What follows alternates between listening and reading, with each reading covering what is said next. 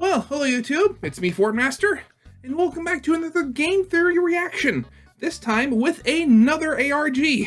This one is the Bale ARG, Don't Feed the... So, again, the amount of ARGs that are out there, I can't even comprehend the amount of people that do this. I mean, I'm excited, I love watching these, I just wish I could be on the ground floor of some of them and actually, you know, help. But without further ado, let's actually get into this and see what secrets MatPat has uncovered, or at least helped bring light to. Quick quiz, what does this SpongeBob theory video and this mutant cow have in common? That's not a joke, by the way, it's a legitimate question. What could possibly unite this beefy blob with our yellow porous friend? Is it the fact that they're both works of fiction? Hopefully? Well, obviously they're parts of an alien conspiracy to clone frustrated online creators, duh. YouTube is a strange place sometimes. I'm sorry, what?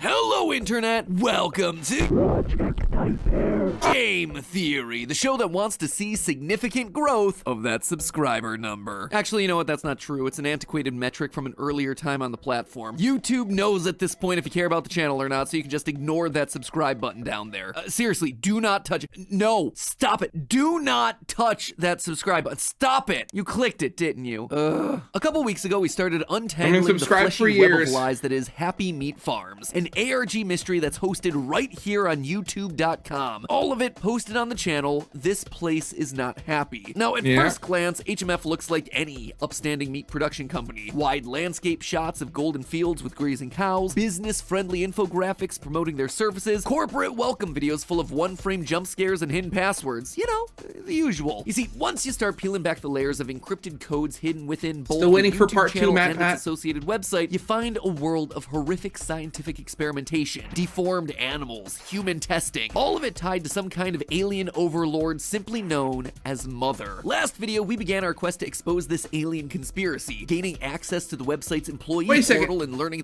Is this about the, is this like connected to the Happy Meat Farms one in any way? What's going on here?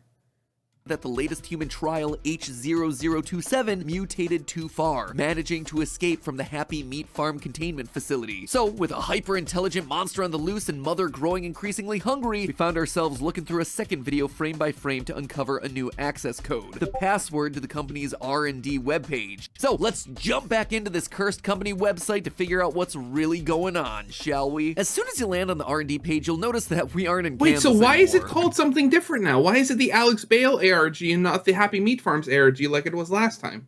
The soft colors of the employee and customer-facing pages are ripped away, replaced with just plain white text over a black background. By looking at the page, we can actually see that the R&D department is currently working on two major projects. The first is one that we're already familiar with, Project Chimera. This is what we've been seeing via the leaked footage over on YouTube. Experiments meant to increase the amount of living biomass in an animal so it can be sent to Happy Meat Farms HR. They do this by injecting some sort of foreign DNA into the test subjects. Where's that DNA from? Unclear, because the text has been redacted.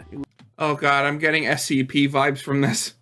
Just redacted. It would seem like not even upper-level employees are able to get this classified information. However, if you highlight that white redacted text, it actually reveals what's written there. Why is no one good at their jobs? Anyway, it reveals that this DNA has come from none other than Mother herself. It's her DNA that seems to be causing the extreme growth, increased intelligence, and also overwhelming aggression that we've been witnessing in these test subjects. Under the project summary, there's also an incident report which provides some additional detail on the escaped subjects that we've learned about through the YouTube videos. While the first two, an acidic chicken and spider cow, have been contained, human subject H0027 is still at large. According to the report, during their escape, H0027 stole files from the main server, likely meant to expose the company. My guess? The missing files are the videos that have been uploaded to YouTube, and H0027 is the voice that we hear at the end of that second leaked tape.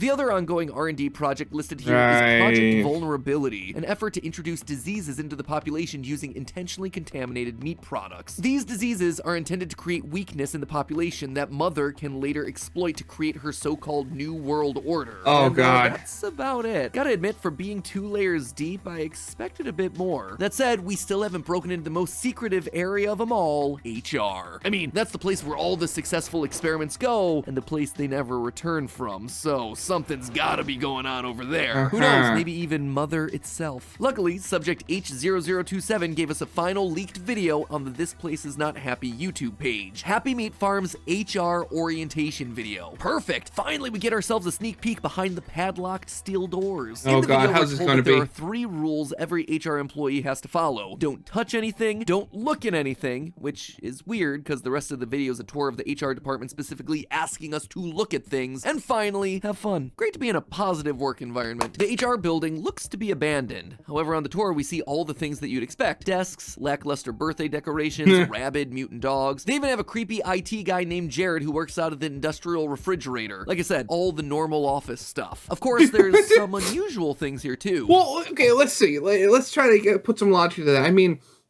computer stuff that has a lot of butterflies. Computer stuff does produce a lot of heat, so keeping it in a refrigerator or a freezer of some kind, as long as you didn't get ice forming, well, I guess it could help, keep things from overheating. Try to overclock stuff more. Stop looking at me. A room full of hair, walls of flesh, mouse traps lining the walls, and finally, the tour ends with us getting to dine alongside the big boss woman herself, Mother. So it seems like that's Happy Meat Farm's primary goal, using all the successful biomass experiments to feed this giant tentacled monstrosity. Quick side note, is this technically cannibalism? I mean, her own DNA is being used to make these creatures grow. Does that count as eating yourself? I can only eat things that literally have a part of me inside of them. That is a weird dietary restriction, I gotta say. Then again, who am I to judge? I don't really like mushrooms. So who's the real weird one? Wait, Matt, are you saying you're part mushroom? Here. I guess it's just reassuring to know that she approves of her own product. We're told once again that Mother is pleased before we cut back to a video of Ramona Bynes, head of Happy Meat Farm, thanking us for our support. Except something goes wrong. The video distorts and we hear a voice tell us, "It's not me." Now this is huge. By using the identifying word me, it informs us of 2 things. First, that we shouldn't believe that the woman on screen, Ramona, is what she says. That somehow she's a clone of Ramona. And secondly, that H0027, the person speaking to us through these leaked videos, she isn't just any volunteer employee, she's Ramona Bynes herself. It's not the only evidence pointing towards that conclusion either. When the deformed dogs are shown during the HR video, we see "I never wanted this to happen" appear within on-screen glitches. A sentiment that's completely in line with Ramona's original goal of creating a farm that gives animals the best quality of life. Later, when we visit the Pink Room, a recreation of a child's bedroom, the name Ramona is posted over the bed. But H0027 comments here, how did they get every detail right? This is Ramona's childhood bedroom. Oh God, that's creepy. H0027 to know that the details were all correct, it means that she has to be the real Ramona. She was captured by her own company, she was experimented on, and then mutated beyond recognition, only to be replaced by some sort of a clone, an exact replica so that no one would notice that she had gone missing. Luckily, this real Ramona did manage to escape, grabbing the video evidence off the servers to expose their plot. And that's not all that we see by going slowly through this video. Further examination reveals pink letters that are written on the walls throughout the HR department, WF71A, which gives us a password and access to the final employees only section, HR. On this page, we primarily learn about the 3rd and final Happy Meat Farm initiative, Project Nightmare. We're told that Mother's apparently had a bunch of kids over the years, mazel tov to her, and that these children— Wait. Not related to this, but I literally just... Matt Pat, he was talking about SpongeBob, how there was a similarity with SpongeBob here. I'm waiting for an explanation for that. Children are the reason that Happy Meat Farm needs hosts. It's left vague, but the children need to digest something from each host in order to reach their final form. Only then can the mother and children share the digested stuff and then be reconnected. There's just one catch though. We're told that these children can't just take over by force. They have to be willingly handed control by the host. That's where Project Nightmare comes in. A series of psychological torture that's meant to weaken a host and make them more compliant. The hair room, the flesh room, all part of the nightmare. But what exactly is being digested here? What is all Highlight, of that redacted text? soul, If they've brain. already broken down the will and identity of the host, what else is there to give? And what does any of this have to do with reconnecting with Mother? Well, loyal theorists, that's where the SpongeBob conspiracy finally comes in. Right at the start of all of this, on the very first page of the HMF website, there's a small blurb that mentions Happy Meat Farms sponsoring up-and-coming online creators. And these aren't just random made-up names like Ramona Bynes. These are actual real-world creators with actual real-world channels and videos that you can watch right now. Channels like The Cynical Critic, filmmaker Wesley Harold, Conspiracy Carl, and of course, the SpongeBob guy, Alex Bale. Happy Meat Farms is an animal farming company that offers a variety of different delicious That's meat why it's products. called Alex It Bale seems like they're connected to ARG. this entire Happy Meat Farm conspiracy, but how? What exactly is going on here? To date, Alex Bale's released 9 SpongeBob theories, and they start largely how you'd expect. Well-crafted deep dives into the lore of SpongeBob, looking at the exact sort of stuff that we'd cover in a typical episode. Or the characters the result of atomic testing. Is this all part of an underwater documentary? Why are there multiple rulers of the sea? But from theory number 3 onward, we start to see a much bigger story start to unfold. At moments throughout the video, Alex begins talking to a monster hiding in the shadows of his garage. A fleshy tentacle monster that he calls the Muse. Great, glad we're on the same page. You know, I'm sorry about all the shouting and the craziness. You know, I don't have anything against you personally. I think if we just communicated better, we could have, you know, avoided a lot of the issues that we were having. I'm glad we finally have an understanding. And we see that this title of Muse is very appropriate for the creature. This thing in the shadows is the one that's providing him with the SpongeBob theories. Can we get one of those? One of those Muse things? Because having someone just deliver the scripts to us on a silver platter would be pretty sweet. However, the Muse doesn't do it for free. It requires feeding, specifically raw meat. Yeah, about the Muse thing I was just talking about, still totally worth it. Buy a bunch of meat at the grocery next time you're there. So at this point, you know I gotta call it out. A monster that hides in the shadows, has long fleshy tentacles, and requires large amounts of raw meat to sustain itself. Now, why would that possibly sound familiar? And while some of us would welcome a script delivering meat monster in their garage, Alex apparently sees things differently. It's clear that he isn't exactly thrilled by the arrangement. No, this is not what I wanted, okay? This isn't worth it. We are done.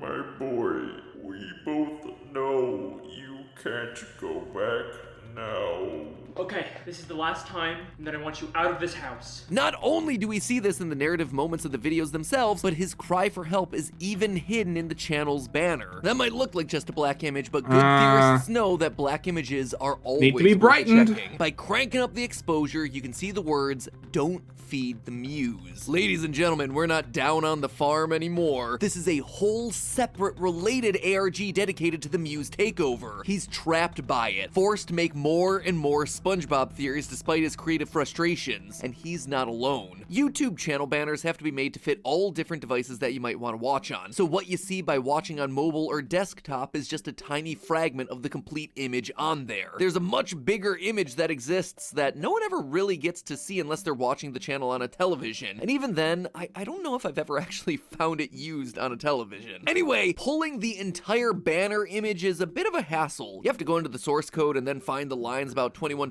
wide TV banners, then you gotta fix the URL manually. But anyway, if you manage to do all of that with Alex's banner image, you actually get yourself a second secret message hidden there outside of the typical line of view. They are everywhere. Loyal theorists, there's more than one Muse, but if they're out there, where are they? Before Alex's 5th SpongeBob theory, he uploaded a short horror film called Late Night Snack. It did fine, 200,000 views, which is great, at least until you compare it with the SpongeBob theories that can get upwards of 10 million views. To add insult to injury, another YouTube channel, The Cynical Critic, real name Mark Mayhew, did a review on that very short, digging into how bad it was and really pushing for Alex to just stick to the SpongeBob theory stuff that he's good at. Alex, go back to making SpongeBob theory videos. No one wants to see your awful horror film. Admittedly, it's a really harsh review, but if you stay to watch the whole review until the end, you start to notice black liquid dripping from the ceiling vent. The same black liquid that we see appear in Alex's 5th SpongeBob theory. Black goo that comes from a Muse. So it would seem that the Cynical Critic also has himself a Muse in the background. And wait, wasn't Mark also one of the creators that was sponsored by Happy Meat Meat Farm? Now you start to see how these puzzle pieces come Okay. together. During the cynical Okay. critics responding to hate comments video, we see a brief flash of his Gmail account. Based on the subject lines in the email previews, we get basically this character's entire backstory. It explains that his mother has lost her health insurance and can't afford to pay it. He also appears to have had a falling out with his business partner, Anthony, because he started to lean heavily into clickbait and aggressively negative videos. It's almost like someone, or something, has given him advice on how to make his channel more successful. And wouldn't you know it, one email later, it's a receipt for a bunch of raw meat. Looks like someone ignored the warnings and fed the muse. Shortly after that, we see a notice that Anthony has disappeared, before finally, the big stuff. Happy Meat Farm emails wanting a sponsorship. Forget your best friend's untimely disappearance. It is all about that moolah, baby. Hashtag spawn. The story becomes even more explicit with his final upload, Why 1313 Paradox Street is an instant classic. Here, Mark's reviewing a short film that was produced by, who knew, HMF Entertainment. Happy Meat Farm is at it again. In this video, we see the cynical critic trying to escape the muse, only for the muse to say this. He was being a bad friend. He serves a better purpose now. He belongs to Mother now, and so will you. A tentacle launches out from the darkness and grabs him. We cut to a smiling, cynical critic ending his video, black liquid dripping from his nose. And while I could tell you what you're seeing here, I might as well just show it to you. If you stop the video at 7 minutes and 9 seconds, you find the answer. Hidden text that reads, Phase 3 complete, host assimilated, begin digestion, awaiting reconnection. And you see, this is Project Nightmare. Hosts being targeted and manipulated by these muses, who then go on to manipulate other hosts. Mark, the cynical critic, is broken down by the pressure to earn money while his mother struggles with medical bills. He kills his partner in a disagreement. The guilt and pressure that he's feeling ultimately push him into willingly giving up to the monster. And in the end, he's left there on camera as a smiling, posing corpse, responsible for churning out new content. It's the exact same thing that we saw happen with Ramona Bynes, original founder of HMF. They're consumed, digested, assimilated, and cloned, made into a smiling, talking head for the camera. A smiling head that then turns the attack onto someone else. That's why Mark's reviews openly attack and antagonize Alex Bale. It's psychological warfare. The muse is trying to break down Alex, get him to succumb. It's Project Nightmare. And despite resisting for a long time, even Alex succumbs. In his 9th SpongeBob conspiracy theory, the final shot is of him being consumed, literally eaten by a replica of himself. Except what we know of Alex is gone. Only the SpongeBob guy remains. Now, these sorts of messages and mini mysteries are hidden throughout both Alex and Cynical Critics videos, of course, but also on other channels too. Conspiracy Carl, Paradox 1313, Sonic the Blue Rat, the list goes on and on. Some of them require ciphers, others require you to match the words in the script with the numbers that appear on screen, but all of them refer to these phases, making the hosts compliant, planting spores, eventual digestion, just like we read about on the Happy Meat Farms website. And speaking of that website, if you still weren't convinced that these two ARGs were connected, I decided to check the website banner for Happy Meat Farms just like I did for Alex Bale's channel. And guess what I found? Behind where the text box usually is, there was a mutant cow and the word muse written across it, clear as day. Boom! Case closed, theorists. These YouTubers are 100% being digested by mothers, children, the muses. So, knowing what we know now, I ask again, what is being digested exactly? I'm supposing it's passion, creativity, maybe some level of ethics. These creators, for various reasons, sought fame and fortune, but wound up turning to creatively unfulfilling clickbait content. They got their success, but the grind of audiences only being interested in one specific type of content has caused them to become lost, replaced with a soulless clone who's successful, but really is just a shadow of their former self, making lifeless videos not because they want to, but because it's all anyone else seems to care about. All of it in service of a greater, powerful monster, the YouTube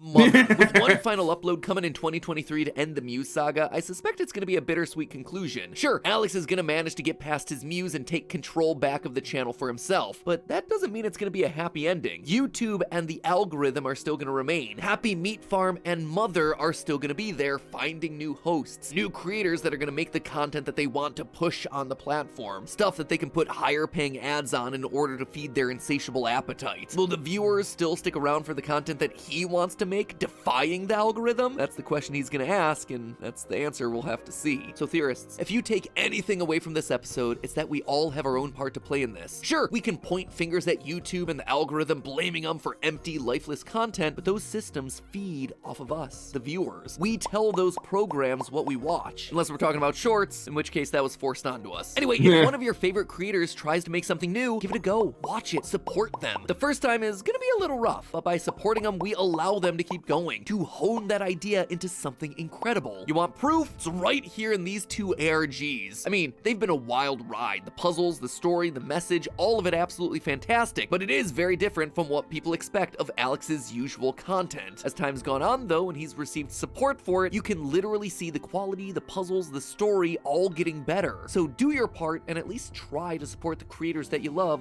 whatever they decide to do, because you never know what awesome story you might get out of it. And Alex, go and win this one for humanity, buddy. I'm looking forward to the big conclusion to all of this. Sure, there's gonna be plenty of meat on the bone for me to chew on. Or, you know, if you get bored, you could always do more SpongeBob theories over here. But hey, that's just a theory. A game theory. Thanks for watching. If you're already subscribed to the channel, thanks. The whole thing was like, oh, make stuff that people want to see. I mean, that's part of the, I mean, I am literally also doing that. What do you think? I've started doing reactions. Stuff like, oh, hey, I like watching this stuff. And I know for a fact that people like watching stuff that they like to watch as well. So I know game theory and a lot of other stuff are, you know, popular. So I've been doing reactions to them. They've been getting views. I've been liking either way. And just because of that, I'm happy that anybody watching this liked it enough. And I hope that I could add my little bit to it as well. I really don't have anything else to add to this. Well, anyway, I hope you guys liked. If you did, leave a like, subscribe if you have not. And I'll see you guys next time. Goodbye.